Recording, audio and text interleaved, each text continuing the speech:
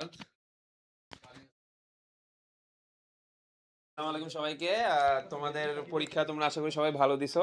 তোমাদের সাধারণ জ্ঞান সলভ এবং তোমাদের বাংলা সলভ হয়ে গেছে। এবার আমি তোমাদের কেমিস্ট্রি সলভটা দিব। তো প্রথম কোশ্চেনটা খেয়াল করো, বলছে কি 1 মোল পানির ওজন। ঠিক আছে, 1 মোল পানির ওজন। তো মোল কিভাবে বের করে ভাইয়া? মোল বের করে হচ্ছে আণবিক ভরকে গ্রামে প্রকাশ করব। সো আণবিক ভরের জন্য আমার আগে সংকেতটা লাগবে। তো আণবিক সংকেত থেকে ভর কিভাবে বের করব? হাইড্রোজেনের ভর 1, হাইড্রোজেন আছে 2টা, প্লাস অক্সিজেনের ভর 16। তাহলে কত হবে? 18 গ্রাম। ঠিক আছে, 18 গ্রাম। তাহলে অ্যান্সার কোনটা হবে? 18 গ্রাম। এটা কিন্তু একদম ইজি ভাই, এটা ক্লাসে ভালো করে পড়ানো হয়েছে। এক্স্যাক্টলি পানিটা দিয়ে হয়তো বা উদাহরণটা দেখানো হয় নাই, সালফিউরিক অ্যাসিড দিয়ে দেখানো হয়েছে। ঠিক আছে, এরপরে কি পানির ক্ষেত্রে এন বের করা দেখানো হয়েছে, সেখানে আবার 18 গ্রাম বের করা দেখানো হয়েছে। ঠিক আছে, এগুলো কিন্তু সবকিছু তোমাদের ক্লাসে অলরেডি পড়ানো হয়ে গেছে। আচ্ছা, নেক্সট কোশ্চেন। বায়ুমণ্ডলের যে স্তরে প্রাকৃতিক ঝড় ঝন্টা মানে ঝড় হয়, ঠিক আছে, এই যে এই স্পেসিফিক এই স্লাইডটা আমি তোমাদেরকে অনেক ভালো করে পড়তে বলছিলাম। 4টা স্তর থাকে, ট্রপোমণ্ডল, স্ট্র্যাটোমণ্ডল, স্ট্র্যাটোস্ফিয়ার, এগুলোর মধ্যে আয়নোস্ফিয়ার, সবগুলা ভালো করে পড়তে বলছিলাম। তো এখানে ঝড় ঝন্টা হয় হচ্ছে ভাইয়া ট্রপোস্ফিয়ার অঞ্চলটাতে। ঠিক আছে, এগুলা কিন্তু সব ভাইয়া তোমার ক্লাসের মধ্যে আছে। ওকে, নেক্সট কোশ্চেন বলছে ফরমালিন কোন কাজে ব্যবহার করা হয়? ওকে, ফরমালিন। আচ্ছা, ফরমালিন কোন কাজে ব্যবহার করা হয় ভাইয়া? ফরমালিন হচ্ছে, মনে রাখবা ফরমালিন, তোমরা আশা করি সবাই পারছো ক্লাসে। যদি কেউ না পড়ে থাকো তাহলে আজকে থেকে এটা আবার জেনে নাও। এটা হচ্ছে ভাইয়া পচন রোধ করার জন্য ব্যবহার করা হয়, রং সংরক্ষণ করার জন্য কিন্তু ব্যবহার করা হয় না, আকার সংরক্ষণ করার জন্য ব্যবহার করা হয় না। আকার সংরক্ষণ করে কিভাবে? আমি একটা কৌটাজাত করব একটা খাবারকে, কৌটার মধ্যে রাখবো, সেক্ষেত্রে আকারটা সংরক্ষণ হইতে পারে, বাট ফরমালিন দিয়ে কিন্তু আকার সংরক্ষণ করা হয় না। ঠিক আছে, ওকে, নেক্সট কোশ্চেন। পরম শূন্য তাপমাত্রা, এটা কিন্তু ভাইয়া একদম লাস্ট একদিন আগে আমি যে ক্লাসটা নিছি তোমাদেরকে, ফ্রি ক্লাস, 111 ক্যাম্পেইনের ফ্রি ক্লাস, সেটা 2 নাম্বার কোশ্চেনটা ছিল পরম শূন্য তাপমাত্রা কত। একদম হুবহু কমন চলে আসছে। তো আমি এভাবে লিখে দিছিলাম না? ওকে, অর্থাৎ 0 কেলভিন।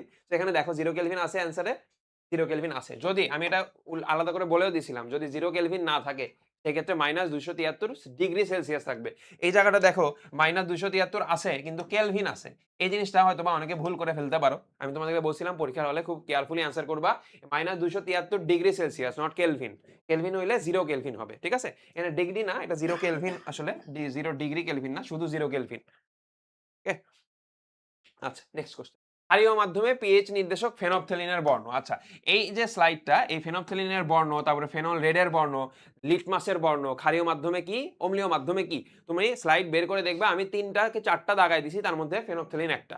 ঠিক আছে, এই ফেনফথেলিনের বর্ণ অম্লীয় মাধ্যমে হয় হচ্ছে ভাইয়া লালচে বেগুনি, সরি ক্ষারীয় মাধ্যমে লালচে বেগুনি হয়, আর অম্লীয় মাধ্যমে হয় হচ্ছে ভাইয়া বর্ণহীন। ঠিক আছে, বর্ণহীন, দুইটাই দেয়া ছিল ওখানে।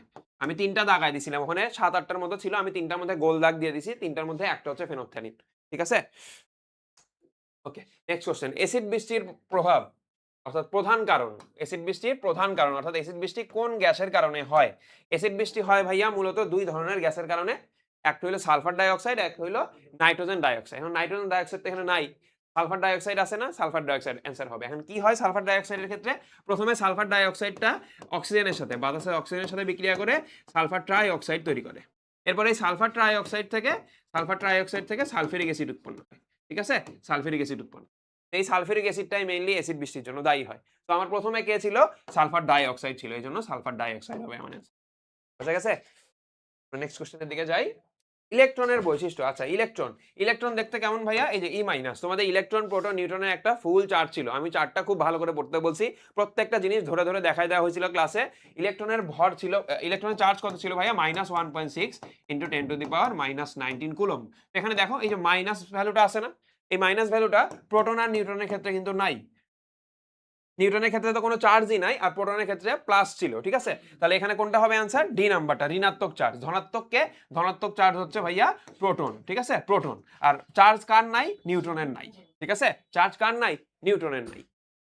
সামনের দিকে যাব। দুর্বল অ্যাসিডের সংকেত। ওকে, দুর্বল অ্যাসিড। আচ্ছা, ক্লাসের মধ্যে এই দুর্বল অ্যাসিড, সবল অ্যাসিডের ব্যাপারে একটা শর্টকাট বলে দিছিলাম।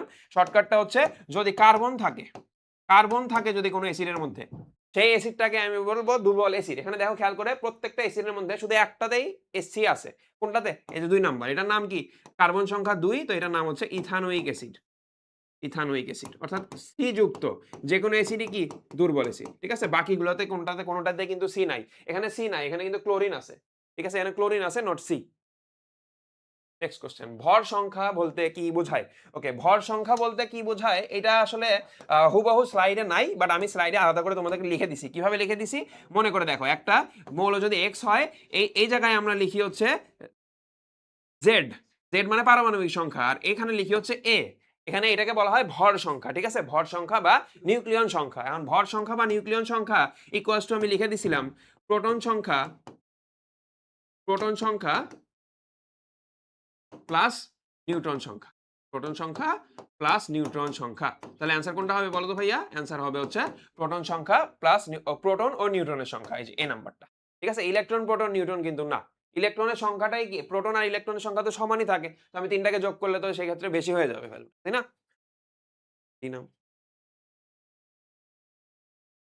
আচ্ছা, গ্লুকোজ অণুতে কার্বন সংখ্যা, গ্লুকোজ অণু, আচ্ছা গ্লুকোজ অণুটা পড়াইছি কোথায়? তোমাদের মল্ট ভিনেগার প্রস্তুতির সমীকরণ ছিল তিনটা স্টেপে, সেই তিনটা স্টেপের ফার্স্ট স্টেপটাতে ছিল হচ্ছে glucose plus fructose, C6H12O6 plus C6H12O6। তো এখানে তোমাদের কনফিউশন লাগছিল, দুইটা দেখতে সেম, তো এটা বলে দিছিলাম যে আণবিক সংকেত সেম বাট গাঠনিক সংকেত আলাদা গ্লুকোজ আর ফ্রুক্টোজের ক্ষেত্রে, ঠিক আছে। তো এটাকে আমি গ্লুকোজ বলতে পারি, আমি চাইলে পরেরটাকেও বলতে পারতাম গ্লুকোজ। তো আমার মেইন কনসার্ন কি, কার্বনের সংখ্যা চাইছে। সো কার্বন কয়টা এখানে দেখো তো, এখানে কিন্তু কার্বন ভাইয়া 6টা। এটা কিন্তু খুবই সহজ একটা কোশ্চেন ছিল, যে এটা অ্যান্সার কোনটা হবে, এই নাম্বার C6H12O6, ঠিক আছে। আচ্ছা, নেক্সট কোশ্চেন, উভধর্মী যৌগ কোনটি? উভধর্মী যৌগ মানে অ্যাসিডের ন্যায় আচরণ করবে, ক্ষারের ন্যায় আচরণ করবে। এটা অ্যান্সার হবে হচ্ছে ভাইয়া H2O, কারণ H2O H প্লাস ত্যাগ করে OH মাইনাস গঠন করতে পারে, আবার H প্লাস গ্রহণ করে H3O প্লাসও গঠন করতে পারে, ঠিক আছে। নেক্সট কোশ্চেন, আচ্ছা বাংলাদেশের মিঠা পানির উৎস, মিঠা পানির উৎস স্লাইডে সুন্দর করে দেয়া ছিল, দুইটা দুই দিকে ভাগ, একটা হলো ভূপৃষ্ঠের পানি, একটা হলো ভূগর্ভস্থ পানি। বাট এখানে সমস্যা হলো ভূপৃষ্ঠের পানি একটাতে অপশনে নাই, তার মানে অ্যান্সার হবে হচ্ছে ভাইয়া বি নাম্বারটা, ঠিক আছে। তোমরা স্লাইড খুললেই দেখতে পারো ভাই, এগুলো সবকিছু স্লাইডে দেয়া আছে সুন্দর। ওকে, সো এটাই ছিল হচ্ছে আমার কেমিস্ট্রি সলভ। তো তোমরা ব্যাখ্যা বাদ দিতে, ভাইয়া ব্যাখ্যা বাদ দিতে বলছো, আচ্ছা ঠিক আছে, ব্যাখ্যা অল্প স্বল্প দিতে হয়।